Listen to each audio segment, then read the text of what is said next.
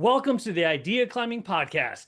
There's an art and science to scaling your service business. A big part of it is learning to work on your business and not in your business.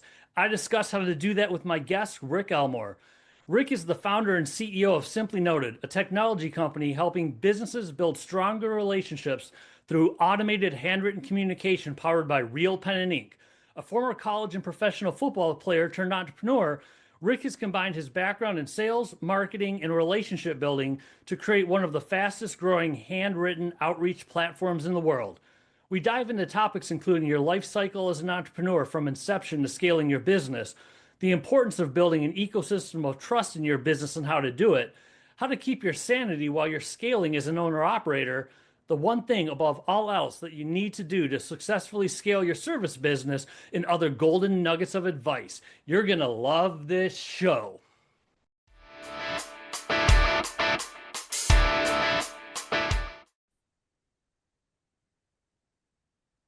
Rick, thank you for making the time to do the Idea Climbing podcast. I appreciate it. Thank you so much, Mark. It's great to be here. And we're going to be talking about your entrepreneurship playbook, particularly how to build and scale a services business.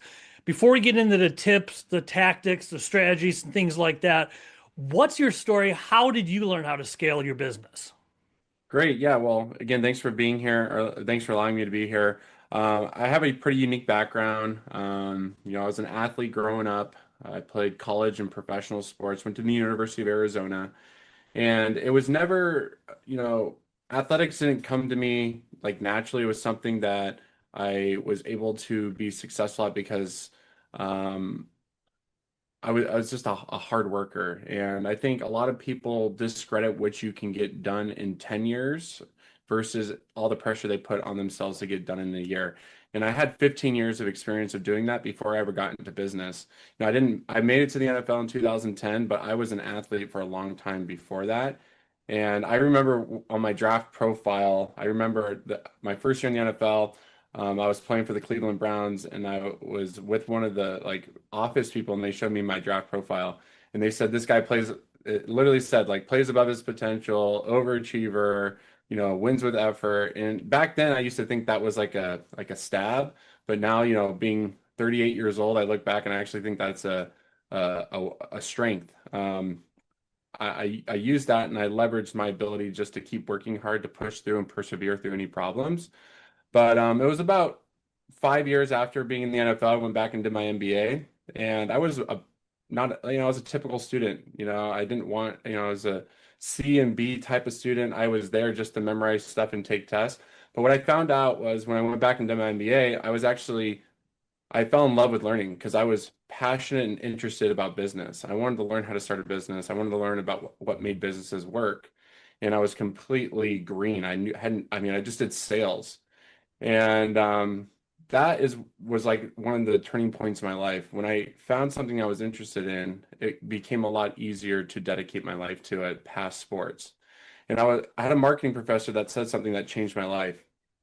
About a year into my program, this marketing professor said handwritten mail had a 99% open rate. And I thought it was like such a no-brainer that, if you got something in the mail, if it was handwritten, you're going to open it. Because, I grew up in the 90s. We used to write notes to our friends, and there just was no way to like do it efficiently. It took me 2 weeks to sit down and write like a holiday card to my clients and put it in like a print holiday card and put it in an envelope.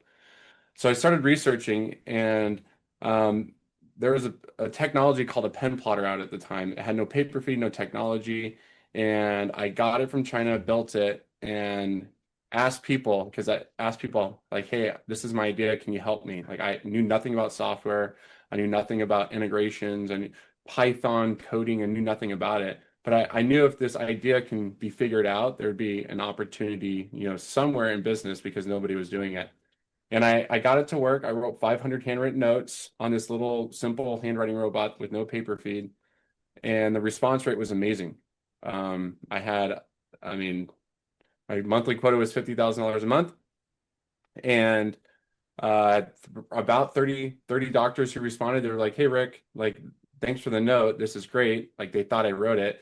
And they asked me to schedule a meeting with them. I sold $260,000, $270,000 in sales. I mean, it was the most money I ever made. People think just because I went to the NFL, you make all this money, which is not true. Like 1% of the athletes who go to the NFL make all the money you think they do. But yeah, my whole business, my whole company was going nuts. I remember I was at a Q1 or 2 meeting, and the CEO of it was Strawman, I mean a global, like tens of thousands of employees, walked up to me in the hallway. He was like, "Hey, like your name keeps popping up. You're Rick Elmore, right? Like keep doing whatever you're doing. It's working." I was like, "Hey, if the CEO's noticing what I'm doing, Yeah. like this has to like mean something." So yeah, yeah, I mean that's like the genesis of getting started. But from there, I had no idea what I was getting myself into. Again, I'm a football player, sales and marketing guy who started a robotics, engineering, industrial automation business with zero experience. But not, I wouldn't have been able to get to, 10 million plus in revenue, multi seven figure a year business if it wasn't for getting the right people in the right seats, building the right systems, and scaling everything, um, you know, unilaterally. Like you can't just focus on one thing. When, you got to scale your marketing, you got to get the leads, you got to scale the team to close the leads, you got to scale your production. And that was a process. And I think what most entrepreneurs have a hard time doing is they get stuck in their business. And there's a great book for a lot of young entrepreneurs to read, and it's called The E-Myth by Michael E. Gerber. Yep. Yeah, it's a great, like, easy read. You can get it done in a couple of days, but it's very simple. And then the concept you're going to get from that book is enable to scale, you got to get out of your business. You got to get out of working in it. You got to work on it. Like it's very important. And I still get chills like thinking about it because if I had never read this book, I wouldn't have had the mind flip where it's like, hey, I got to have my hands in everything. I got to understand, I got to do it all. I got to be in marketing, I got to be in sales, I got to be in all this thing. But if you stay like that, you're going to be the cog in the system and you're not going to be able to scale. So how So you did got to you scale? Where did scaling start for you of working on the business and not in it? Yeah, so I would say like zero to about 20 or $30,000 a month. I was doing everything, and like that was what was really hard. And I was going to these like entrepreneur EO meetings, the YPOs, the BNIs, and I was seeing all these companies that were smaller, and then I was looking to the people who actually scaled their businesses, and I was going and meeting with them, and I was asking them what they were doing, and the reoccurring theme was they weren't doing it all. They had people doing different parts of the business. And able to do that, you got to number one, understand what the problem is. So it's like, hey, I need to, get sales reps, but you need to understand what you need to train those sales reps to do. So you got to understand the sales process and build a system, an SOP, standard operating procedure, and then train them on it to run it so you can remove yourself from it. And then you just do that for each system in your business. I'm really big in lead generation. We do tons of outbound. And that's one of the only reasons we've been able to scale this business is because we've completely bootstrapped it. It's all customer funded. But I have a team that manages all our cold email. So I went in, understood the infrastructure that goes into cold email, built a system, built a SOP, and that's like, from like domain management, IP management, your sending tools, your reputation tools. I put this document together, and then I would go find somebody on Fiverr, Upwork. And these are the early days when I didn't have a lot of money. Virtual Latinos, onlinejobs.ph. There's a lot of these fractional laborers that you can get and go train them and have them manage that SOP for a fraction of what you would pay for nearshore talent or onshore talent. So it was really important, having that mind shift of like being in everything to like, Mhm. hey, if I really want to scale this, I got to understand it, build a SOP, and go find somebody who can execute this for me, at least at 75 or 80% of the quality that I would do it. So, and that's okay. Like you got to understand too, it's not their business. And that was another big thing. You can't expect somebody to eat, sleep, think about it 24/7. You just need somebody in that role that you can trust to execute it, at least at like a B plus level. What was the for you? What was the biggest challenge with getting out of the business and not doing everything yourself? Trust. I think with most young entrepreneurs, you grow through what you go through, and getting that mind shift of letting go. You have to let go in order you got to let go and trust in order to scale. Um, But you got to trust those people. You got to meet with them. I do weekly meetings with every department in our business, and I get a feel on what's going on. Like, hey, what's working, what's not working, what's broken, and then I'll still look at it, but I'll spend a fraction. I mean, maybe 30 minutes to an hour a week instead of like 4 to 5 hours a day. So I'm still like involved. You still got to manage the business. You still got to manage your team. You still got to have like a temperature and a feel for it.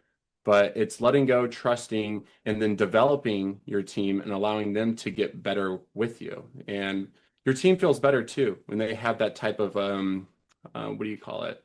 Responsibility. When they feel like they own something, they'll take ownership of it, and it becomes their thing. And if they see success from the thing that they're managing, they get really excited, and it kind of builds like even firmer trust and more loyalty towards your company and your brand. How do you build that loyalty? I mean, what do? You get people, Fiverr and other places, you get a basic team in place. They're starting to get going. They're starting to enjoy it. What comes next? Is it building more trust with them? Is literally building more people into the team? What comes after you have the core team there?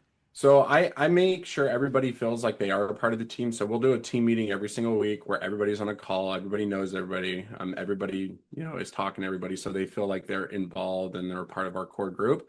But what I always tell our fractional talent is like, hey, my goal for you is to let you manage your own team. I need you to master this, own this, and we need to scale this. And the only way that we can scale this is to get more people. So like from your success, we can scale, we will find more people and allow you to manage those people. And I think when people see that, like they see growth, and when they see growth and opportunity, like they get more excited versus like, hey, this is just, there's no potential here, there's no opportunity, this is all you're going to do. Like, thanks, but like Mhm. do it or not. I think people need to feel like, they own it and there's opportunity to growth and they buy into you. Like they need to see that you're involved, you're staying in touch, you're checking in, and that really gets them to buy into what you're doing. You had mentioned something before I hit record. You mentioned it's important to scale your marketing initiatives, and I would imagine that's different than just traditional scaling a business. What do you mean when you say you have to scale your marketing initiatives? So when you go to scaling your marketing, you got to understand like everything, cost per click, cost per conversion, like your cost of goods sold. And if you can do, and a lot of people don't get that granular. And when you get that granular and you understand like, hey, if I do this amount in ad spend and I get this amount of clicks and it gets this amount of conversions and the average sale is this, it becomes very predictable. If it's not predictable, it's going to be really hard to scale. You got to understand the numbers. And a lot of people get scared of the numbers because it starts getting confusing. But if you can sit down and understand, at least in marketing, like, hey, like if I'm going to put X in and I'm going to get Y out, right? Then it just becomes testing and iterating. Like, hey, this month I'm going to test this ad copy. I'm going to test this landing page. I'm going to test this offer. And then you just keep iterating until you find something that starts to improve. But you got to pay attention to the numbers. You got to pay attention, like, when do people respond most? Like, is it Tuesdays? Is it Wednesdays? Is it Monday mornings? And then you got to, double down there. You got to be like, hey, I'm going to do more outbound here. I'm going to pull back here. I'm going to spend more money on ads there. Click-through rate, like that's something that we're trying to improve right now. Our average conversion on an ad is average right now, but we have a really unique business. It's handwritten robotic mail. It's about 3.5%. But, by just improving your landing page and your offer, you can take your conversion rate from 3.5% to 5% on the same ad spend, and then your ROIs can be a lot better. So it's like you really have to get granular. Like you can't stay at a high level if you want to scale. You have to really get down into the depths, the weeds, and Mhm. understand the numbers when it comes to marketing. We're really big on outbound. We do tons. Our average response rate is 1.5% when it goes to LinkedIn and cold email. And when you understand that, and it's targeted, like, hey, at 1.5%, like if I'm doing 10,000 outbounds a day, like why aren't I doing 100,000? If I'm doing 100,000 at 1.5, like if I understand the copy, I understand, the conversion rate, I understand the offer, I understand what I'm gonna make on every conversion, like it just becomes now you got to scale the outbound. So it's like you really got to get granular, understand the numbers, have the team to help you manage it, And then it's just trial and error until you just slowly start to like work your way up. So once you build a team, you have it in place, you have some metrics assigned for people to watch.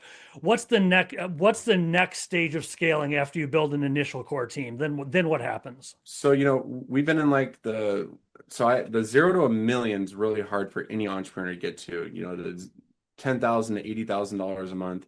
That's really when it's like, hey, we're proving out this business. I'm getting out of the owner operator. You're still very owner operator-ish, at least like if it's a B2B service, home service, something like that. But once you start getting into like the $1 to $3 million range, like I call it the swamp. Like now, like your business is big enough, like you can take bigger risks. Um, but that $1 to $3 million swamp is where I start to say, like, you really got to start developing your systems, getting people, start dedicating or giving people the roles to manage.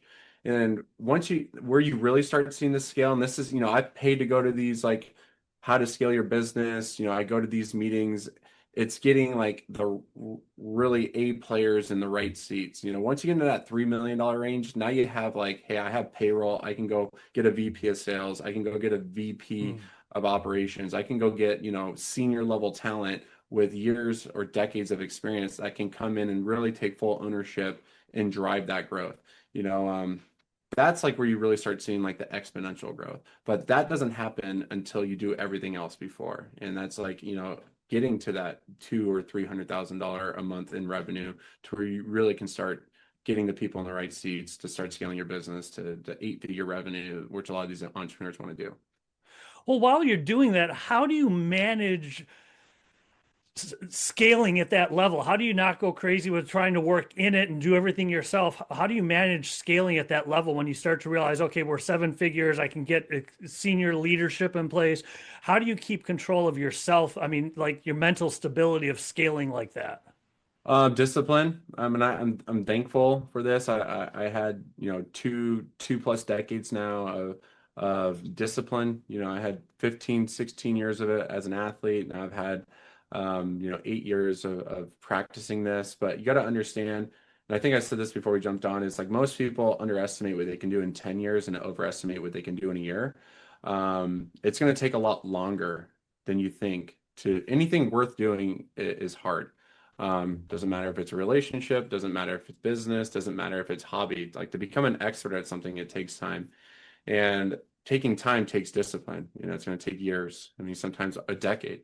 But it's just showing up every single day, no matter how hard or how bad yesterday was. My wife always jokes that like there's like a screw loose in my head because no matter how hard the day was, I wake up the next day whistling, singing to my kids, saying today's going to be a great day. Because all it takes is one opportunity, and you never know when that one opportunity is going to show up, but you got to be ready. Tom Brady talks about this all the time when he's talking to like athletes. I always use athlete references because that's my past, but Mhm. it's you got to be ready when it comes. And being ready is, making sure your product's ready. So you got to be working on your product every single day. We're improving our product, we're adding features. So if that big corporate client comes, we are constantly improving our process to be ready to when that big contract opportunity comes. Tom Brady, the only reason his that worked out was because who has it? I forget the quarterback. Was it Drew Bledsoe? I forget who it was. There was a quarterback that went down. He got his opportunity and he was ready and he took advantage of it. So having discipline to stay patient, but constantly be working on your craft, and working on your craft can be, getting reviews, right? So like I'm big on reviews, I'm big on testimonies, I'm big on SEO, PR. So like if a big customer comes and they look up our company, they're going to see Simply Noted everywhere. They're going to see trust everywhere. They're going to see validation everywhere. So that's going to help them get the contract over the line. So yeah, I mean, it's a process and you got to figure out what that process is for you. It's a recipe. Building a business is a recipe. It's like if you get one ingredient wrong, the cake's going to taste bad, but what do? You just tweak it the next time you make it to try to make a better tasting cake. But that recipe has to be worked on every single day. And it feels overwhelming if you sit there and you put pressure on yourself to solve it today, but understand you have time. It's usually us putting like the unnecessary pressure on ourselves to solve those problems today It's not realistic. You just work on a problem every single day and keep taking steps forward every single day. You've mentioned it a lot. Could you unpack discipline a little bit? How do you develop discipline to the level that you've obviously developed it? Oh, that's yeah. I think that's a loaded question because it's going to be different for everybody. But for me, discipline, it's a foundational core character thing. You can't pick and choose when you want to be great. You got to try to be great at everything you do. You can't just be a good person in business. Like you just got to be a good person. You can't just be a hardworking person in the gym. You got to be a hardworking person at everything you do. I had a manager at my first corporate sales job that said something that, I mean, I still say it all the time. Um, um, it's how you do some things is how you do all things. You can't pick and choose like when you want to be great. You can't pick and choose when you want to be disciplined.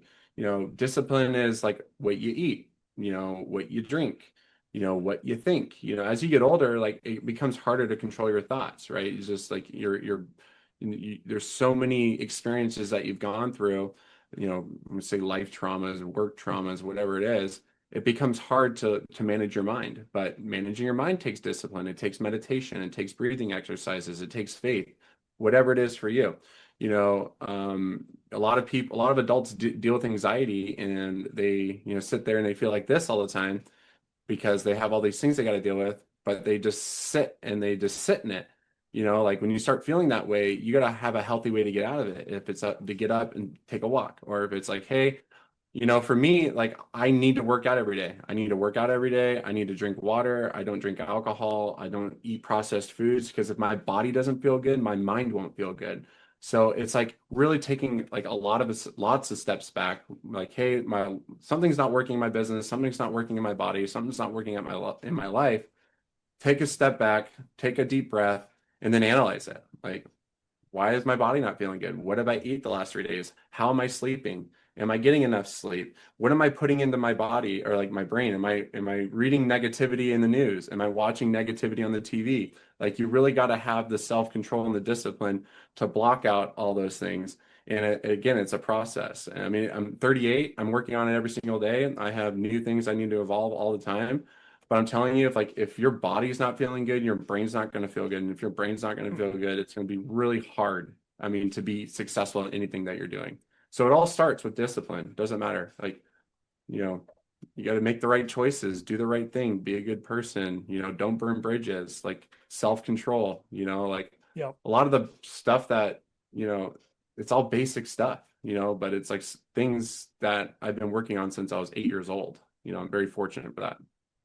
Well, you obviously have a lot of discipline, and that leads into where you are today. And I think I know the answer to this, but I got to ask: is scaling a lifelong journey, or do you hit plateaus where you intentionally say, "I've hit like a certain goal or a certain amount, and I'm happy there," or is it a lifelong journey that never ends? To you, It, what do you think? it's such a good question. I used to think there was a goal line. Being an athlete, there was always like you had an X amount of games and there was like the Super Bowl. That was the goal. And in real life, I mean, there's no sprints in life. I mean, it's not even a marathon, it's an ultra marathon. And you got to accept that, personal growth for yourself or growth in your business, it's a lifelong journey. And I think I said this earlier, you grow through what you go through. And life doesn't get easier. You just get stronger and you get better. And that's what makes it feel easier. And that's something you have to accept as an entrepreneur is that like in order for me to become that $10 million business, like I can't be that person right now because I'm not a $10 million CEO. Like I'm not a $10 million a year CEO right now. I know I have to improve and become a $10 million CEO before the business ever becomes a $10 million business a year. So I think there's a lot of if you accept that, it takes the pressure off, and then you enjoy the journey a lot more because like I'll get there when I evolve and become that person. This has been awesome. We have covered a lot of ground in a really short period of time. When it comes to scaling a business, if you were to tell people that are listening or watching that there's a lot of great info here, I love what you had to say, whether you're reiterating something you've already said or saying something you haven't touched on yet, if you were to say, when it comes to scaling, at least do this one thing, at least do this one thing, what would you tell people they have to do? Consistency to solving working on a problem every day. Just be consistent. If you're consistent, I'll say this, 9 out of 10 people won't even get started. So if you even take the chance or the risk or the step to get started, you're already an elite group. But then there's one more level to that. Most people will quit within 12 months. Like they'll just give up.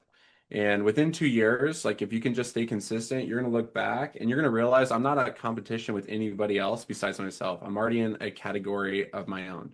And, I'm 8 years into this journey of being an entrepreneur and building a business. I used to worry about competitors. I used to worry about all these things. Like these elite athletes, they don't worry about anybody but their own craft, their own skill, showing up and doing what they need to do every day and building consistency, and that compounds over time. So if you can just sit there, focus on what you need to do every single day and be consistent, you're gonna look back in 2, 3, 4, maybe 8 years and be like, holy crap, like look how far I've come and look what I built. This has been awesome. And if people want to find you online, where's the best place or places to go? It's if you want to learn about Simply Noted, it's a weird little niche robotic handwritten mail company. It's just simplynoted.com.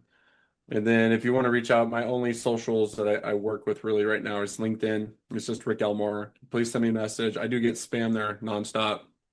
If it looks like genuine enough, I'll respond to it. Thank you again, Rick. I appreciate you making the time. Thank you so much, Mark. And scene. Awesome. Thank you. Appreciate it.